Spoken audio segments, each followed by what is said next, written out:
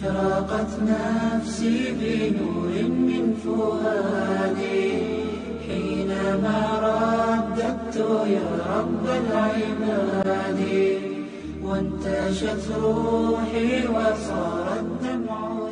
In another word, we should understand this point, that everything we do, everything we will do has been known to Allah Jalla wa Ala from before. So whether we are going to make dua that may stop the qadr, or we are going to keep the ties of kinship, or we will be doing other activities that will extend our lifespan, Allah Jalla wa Ala knew that we will be doing these things. And Allah Jalla wa Ala wrote our terms or decided our terms according to those causes. So those are causes, those are reasons for the lifespan or for the rizq, the provision that Allah Jalla wa Ala has given us. So this is the understanding. And no one can say that I had a term, and if I keep the ties of kinship, or if I do some other activities, this will extend my term or will expand on my term. So how come I have a term that has been changed?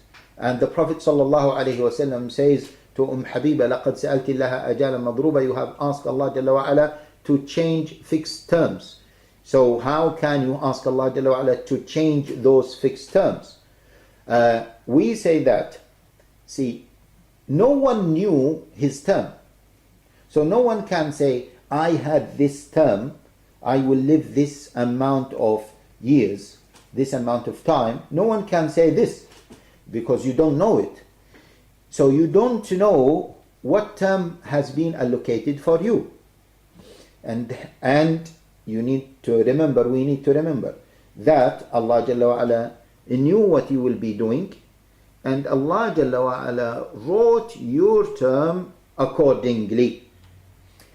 See, this is the main understanding, and we should put that in mind. However, some scholars said that we need to add to this understanding, which is the main understanding, the ayah that says يَمْحُ اللَّهُ مَا يَشَاءُ وَيُثْبِتُ وَعِنْدَهُ أُمُّ الْكِتَابِ. As for the ayah where Allah Jalla wa Ala says وَمَا يُعَمَّرُ مِن مُعَمَّرٍ وَلَا يُنْقَصُ مِنْ عُمْرِهِ إِلَّا فِي كِتَابٍ, which is translated as, and no one grows old who grows old, nor is aught lessened of his life, but is recorded in a book. So, which means that, according to some commentators, that the age of a person will be increased and will be decreased. So how come Allah Jalla wa Ala fixed our terms, and then this ayah says that the ages of some people will be increased or will be decreased? They said, yes, this this increase and increase in the books that the malaika have, not the preserved tablet in which Allah Jalla wa Ala wrote what will happen in the universe, and that will never change, what has been written in the preserved tablet.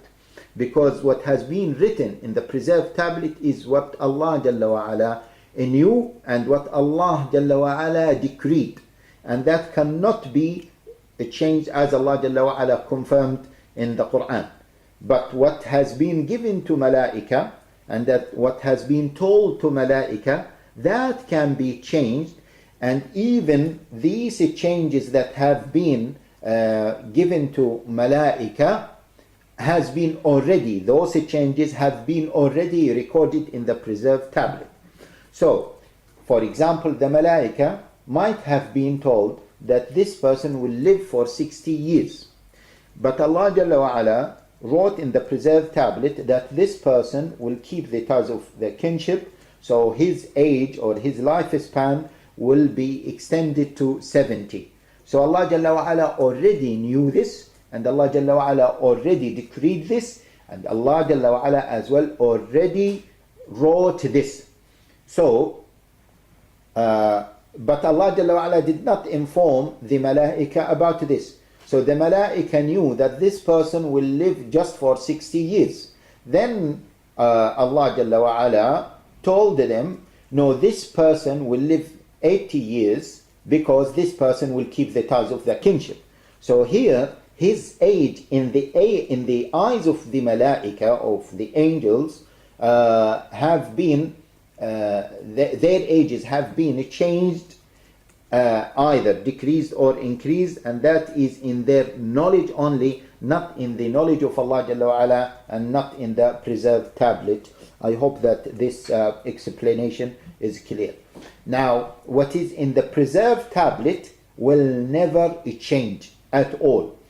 And we have to remember the explanation that we have given. And this is a very, very important principle and explanation that has to be understood. That Allah Jalla wa Ala knew everything. Allah Jalla wa Ala knew what we will be doing. And Allah Jalla wa Ala wrote everything according to what He knew that we will be doing. And hence this hadith that nothing stops the qadr except dua should be understood in the same way. That Allah Jalla wa Ala knew that we will be doing the dua, and Allah Jalla wa Ala knew that He will accept our dua. Hence Allah Jalla wa Ala wrote in the preserved tablet that we will do dua and He will accept the dua, and this will happen accordingly because of the dua. So the dua is a cause, or is a reason, as keeping the ties of the kinship was a reason for extending the lifespan. So the dua is also a reason, and that reason or that cause, if the meaning is maybe very close to each other, reason or cause, they are just reasons or causes for Allah Jalla wa Ala to decree something for the human being.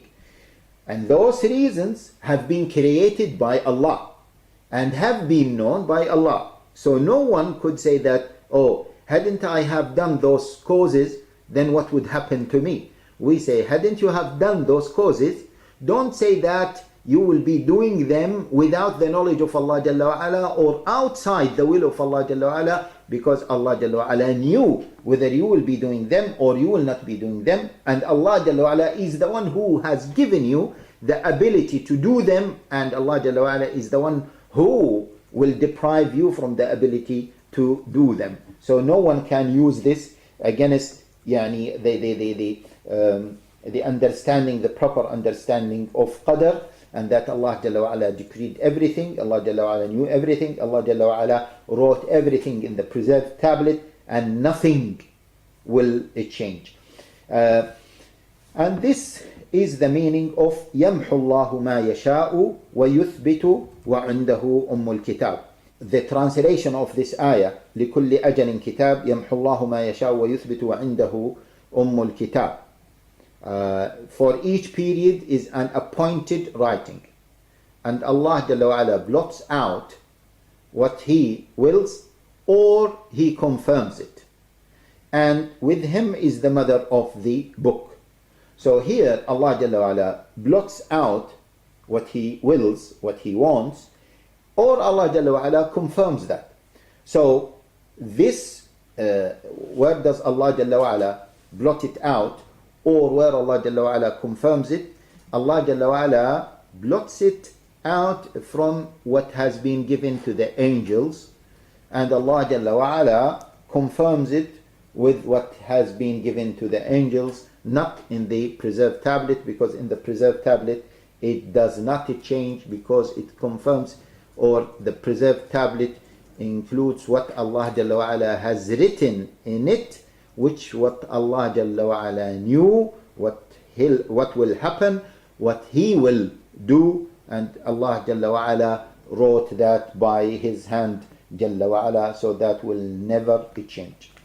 Okay, there are some other maybe interpretation, minor meanings, but these are the two main meanings of the ayah. Okay, we'll move inshallah. Yes. The author then, rahimahullah, says, وَلَمْ يَخْفَ عَلَيْهِ شَيْءٌ قَبْلَ أَنْ يَخْلُقَهُمْ وَعَلِمَ مَا هُمْ عَامِلُونَ قَبْلَ أَنْ يَخْلُقَهُمْ. Nothing about them was hidden from him before he created them, and he knew everything they would do before he created them.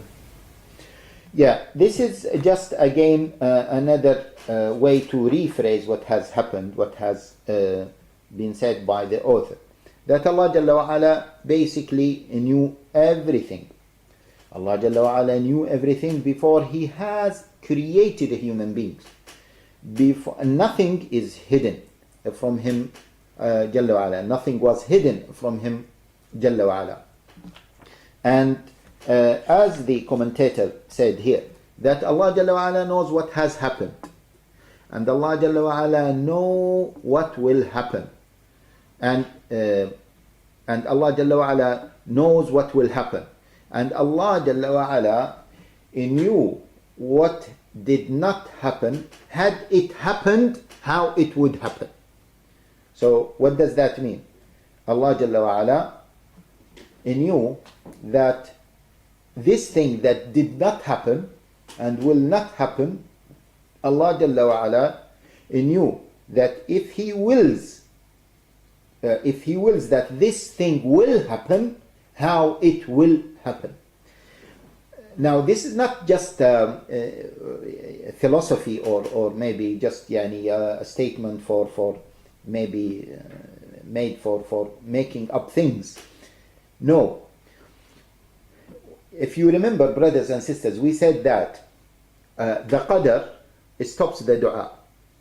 The qadr, as it is mentioned in the hadith, that the qadr may stop, the dua may stop the qadr, or keeping the ties of the kinship will increase the lifespan. And we said that Allah Jalla wa Ala knew that this person will make this dua, and hence and Allah Jalla wa Ala knew that Allah Jalla wa Ala will accept his dua, and hence Allah Jalla wa Ala wrote his qadr based on this. And we said that the person might say, what happened if I do not make the dua? Will the qadr change? We will say this statement here comes to confirm that if you did not make the dua, Allah Jalla wa Ala would have written what would have happened accordingly. So don't say that if I made the dua or if I don't make the dua, qadr will change. It would have been known to Allah Jalla wa Ala, and it would have been written by Allah Jalla wa Ala. So this is the meaning of it. Okay. Yeah, we can proceed now, inshallah. And here the commentator also mentioned this ayah where Allah Jalla wa Ala said, وَلَوْ رُدُّوا لَعَادُوا لِمَا نُهُوا عَنْهُ in Surah Al-An'am. وَلَوْ رُدُّوا لَعَادُوا لِمَا نُهُوا عَنْهُ.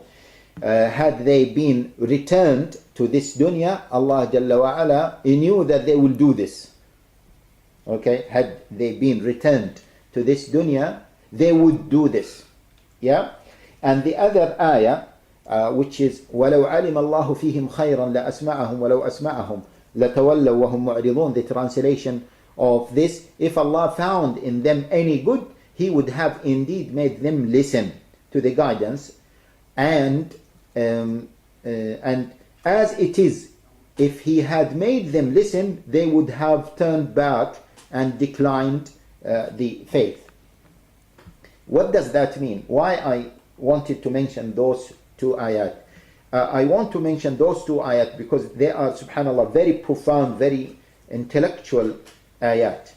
And they have been, they must be understood in our context here in the West, because some brothers and sisters normally ask this question, that some of the disbelievers,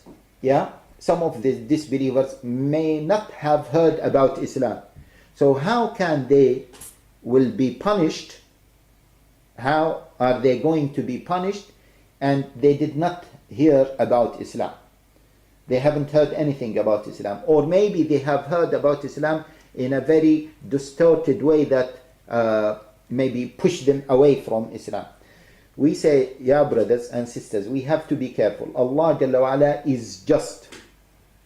And no one can be more just than Allah Jalla wa Ala. The ultimate justice lies with Allah Jalla wa Ala. And as Sufyan said, if I have the choice to sit in accountability before Allah and before my father, I would have chosen to stand before Allah Jalla wa Ala.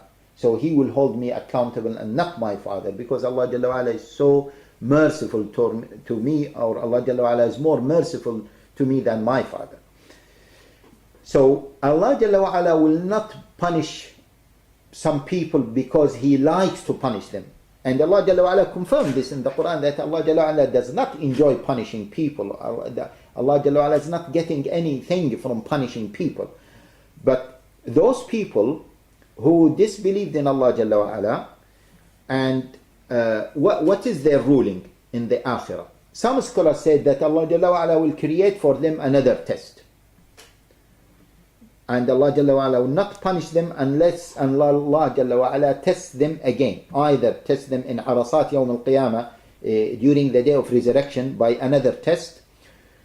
This is one opinion. Or the other opinion, that Allah Jalla wa Ala will send them to the hellfire or to the Jannah based on what He knew from them that they are going to do, had He given them the chance to listen to the guidance, or to live until they listen to the guidance.